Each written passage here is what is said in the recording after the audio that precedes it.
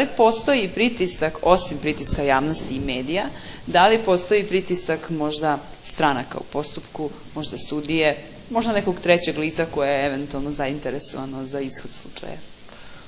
Pa, uvek postoji pritisci. Uvek postoje pritisci. Pitanja koje postavljaju advokati su takvi da vama ne mogu sad padnu na pamet nikad u životu, mislim, tako dalje.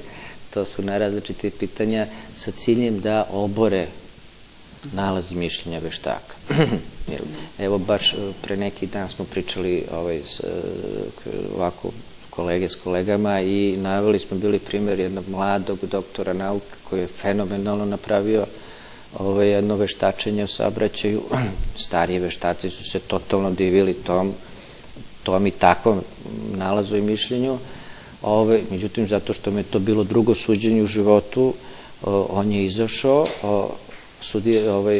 advokat koji nije imao šanse da odbrani to, se lepo raspitao i jedan mu je drugi veštak ovako u konsultacijama rekao, pa možda ovo. On je od tog možda ovo napravio čitavu dramu i ovaj se zbunio i palo je veštačenje.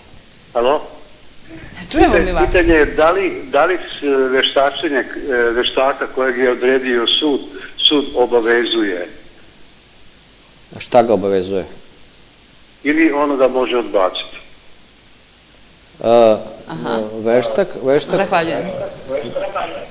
Veštak koga odredi sud je obavezujući veštak, da.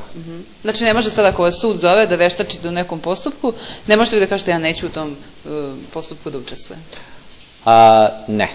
Ne može, može samo u nekim ekstremnim slučajima, znači zbog bolesti i tako dalje. Dakle nije u stanju, ali ne može da odbije, sad ja neću to da radim, ne može. Ne može da odbije.